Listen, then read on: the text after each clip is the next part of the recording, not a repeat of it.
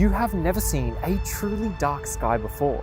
The sky that looks like this today looked like this 18 years ago, and by the year 2050, it will look like this. The culprit? Light pollution. Every single year, Earth's skies are getting 10% brighter, and this will only continue to get worse. This is obviously bad for astronomers, but it goes even deeper than that. Light pollution has been linked to things like cancer, obesity, and even the deaths of millions of migrating animals. In the year 1994, an earthquake shook Los Angeles to its core at 4:30 a.m., in the process knocking the city's energy grid completely offline.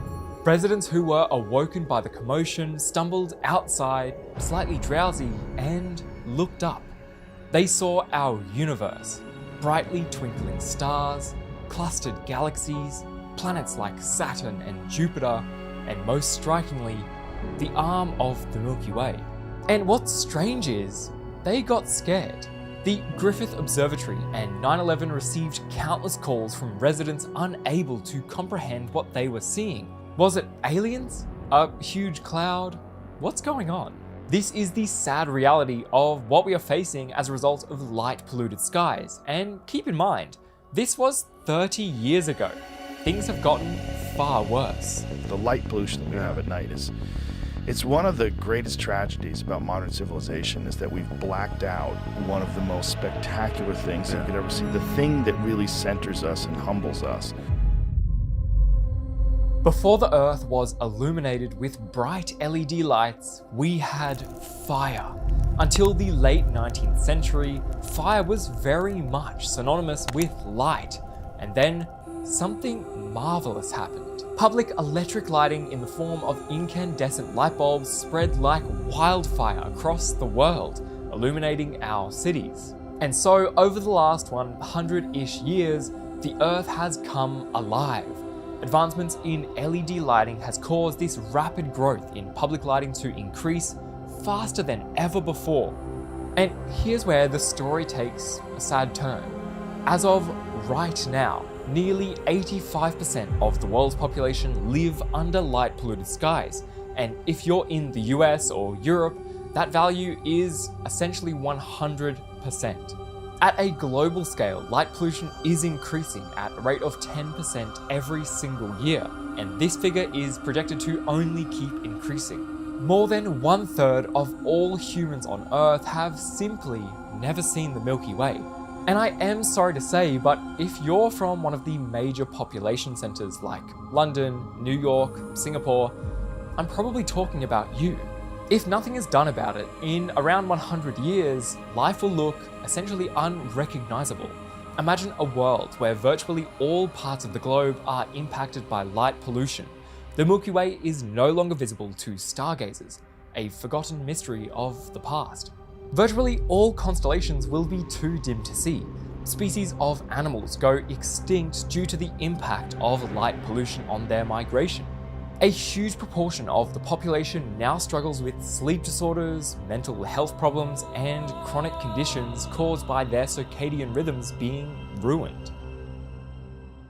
Before we continue with the story of light pollution, I just want to take a moment to thank the very fitting sponsor of today's video, BetterHelp. BetterHelp is a platform for therapy, and if you're suffering from mental health issues, whether caused by light pollution or not, I truly believe that BetterHelp could genuinely help you. BetterHelp's mission is to ultimately make therapy more accessible and affordable. It can be really hard to find a therapist and find time to have regular sessions with how busy life can be, and that's where BetterHelp comes in. BetterHelp is an online therapy platform that makes finding a therapist that fits you easier than ever before. You can chat with them on phone calls, video calls, or even just text them like a friend. Therapy has been shown time and time again to provide effective and valuable support for those of us in need. So if you've been considering giving therapy a go, let this be your opportunity. It is so easy to sign up and be matched with a therapist. Use the link in the top of my description, betterhelp.com/Astro Kobi. You'll get 10% off your first month, and I promise you won't regret it. Thank you again to BetterHelp for supporting the channel.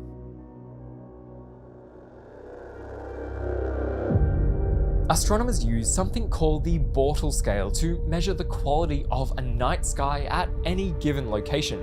It is split up into 9 distinct levels. Bortle scale 1 skies are perfectly dark.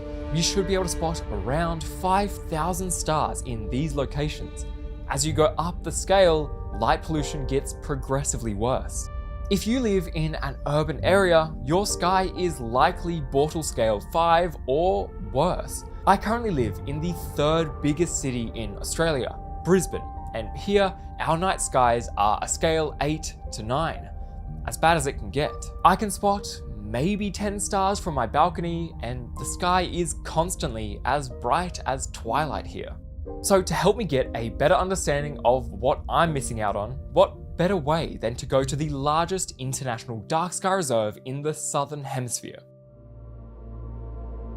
The Aoraki Mackenzie Dark Sky Reserve spreads across nearly 4,400 square kilometres of Aotearoa, New Zealand's pristine South Island. The reserve includes Lake Tekapo, where they are using some interesting techniques to protect their night skies. So to try and answer the question of how bad light pollution is really getting, I decided to visit the darkest skies on planet Earth. I am right now in the middle of the Aoraki Mackenzie International Dark Sky Reserve in New Zealand. The skies here are like nothing I have ever seen. I grew up in rural Australia, and even I have never seen a sky like this. They are so dark, in fact, that people travel from all over the world just to get a glimpse of the dark skies here in New Zealand. And I mean, it makes sense. 83% of the entire human population live under light-polluted skies, many of which have simply never ventured out of a city to see what's actually above their head. So to figure out what makes this dark sky reserve so special and how the people of New Zealand have managed to keep their skies dark, I decided to visit the team at the Mount John Observatory here in Tekapo to get some answers. Yeah, so my name's Daniel. I'm a senior astronomy guide here for the Dark Sky Project. So my name is Tu.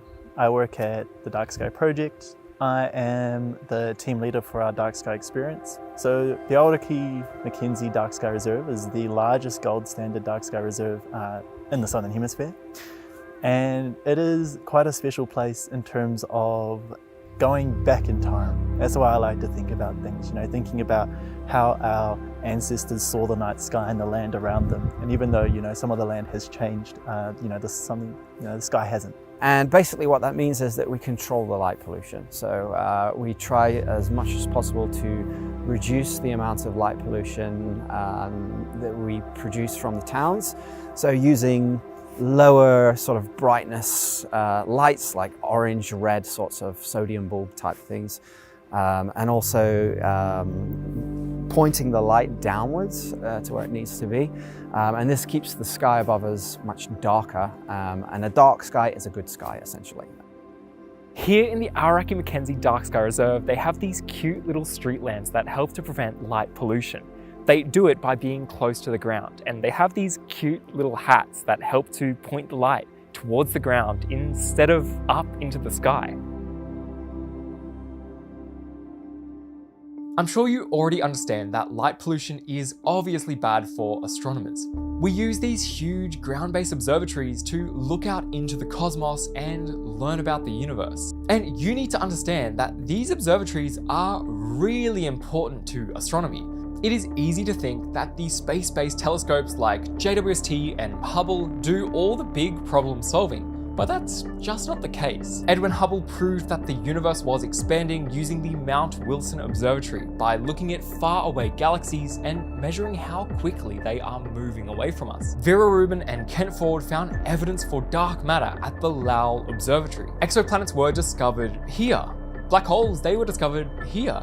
And the cosmic microwave background, well, that was of course discovered here. You get the point. Now, imagine if the skies around these observatories were so light polluted that we simply couldn't make the observations required.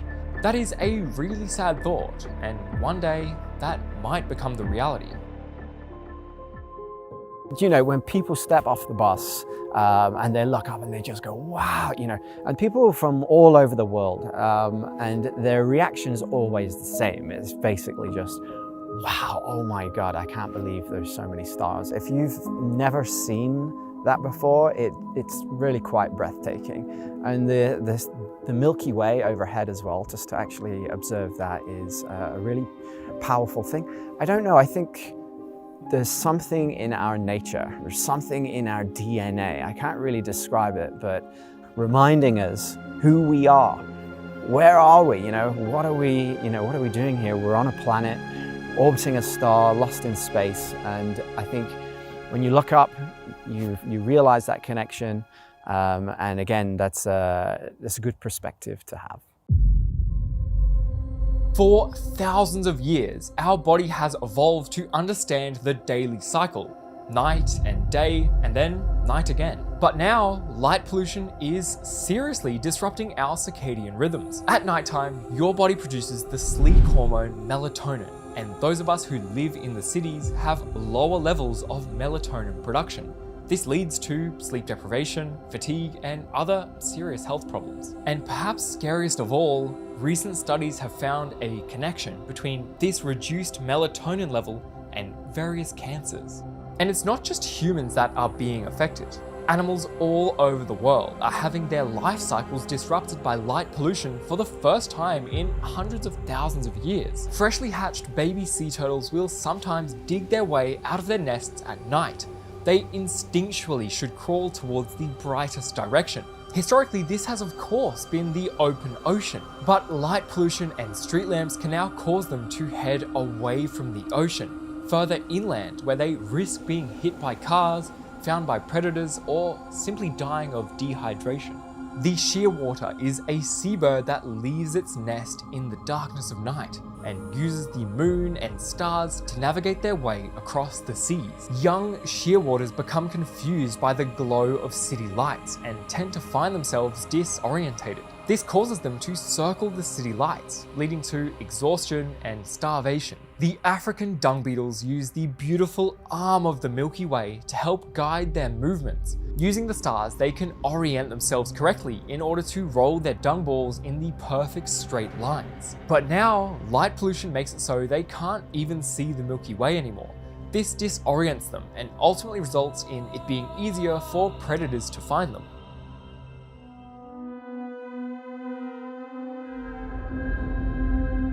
For me, the reason this problem is so important is really because of the impact light pollution will have on our future generations. I remember sitting outside when I was maybe 10 years old and looking out to the stars, wondering what might be out there. What do these stars actually look like up close? How long have they been around? Do they have planets around them? What do these planets actually look like? Do these planets actually have life? That initial spark is ultimately what pushed me to study astronomy and pursue it. Now, imagine if I were a kid growing up in the year 2050. That kid might not actually be able to see the stars and feel those same emotions. We are connected to every other human throughout history by the stars. Every time you see the moon at night, you are looking at the same moon that Galileo looked at through his makeshift telescope over 400 years ago. I want you to think about that the next time you see the moon. It looks exactly the same to you as it did to Galileo back then. If that feeling of wonder doesn't make you want to protect the night skies that we have, I'm not sure what will. Light pollution isn't actually like any of the other types of pollution we have. I mean, if everyone turned their lights off tomorrow, we would have the problem solved. The issue isn't actually using lights in our cities. It's all the light that is being wasted pointed out towards the stars. One of the easiest ways to fight light pollution is actually found here in New Zealand. You can use these amber-coloured streetlights and point them at the ground instead of up in the sky. These kinds of bulbs last 50 times longer than the regular white-coloured LEDs and are much cheaper to run too. And even better, animals aren't attracted to them as much, so their migration and lives aren't as affected. And humans, well, they just sleep better because their circadian rhythms aren't disrupted. And I mean, they just look cooler. In my opinion, this should really be an obvious fix for governments all around the world. Outdoor lighting consumes 20% of all global electricity. This is expected to rise to 30% by the year 2040. Every single city on Earth that is well developed is paying around half of its entire energy bill towards outdoor lighting. We are really talking about billions or even trillions of dollars being wasted on illuminating the skies for no reason. If you've never seen the night sky in its true beauty, you have not existed on planet Earth. You know, if you've never seen it, it's something that everybody should see in their lives. It's on the, you know, the to-do list of your life. You know, swim with dolphins, do all that stuff. See the Milky Way in all its glory. I think everybody needs to see it because, as I said, it gives you that perspective of who you are. You know, we are, first and foremost, in space. Maybe we're in Takapo here, maybe we're in New Zealand, maybe the States, maybe in Australia. But regardless of all of that, we are on a small little rock, pale blue dot if you will.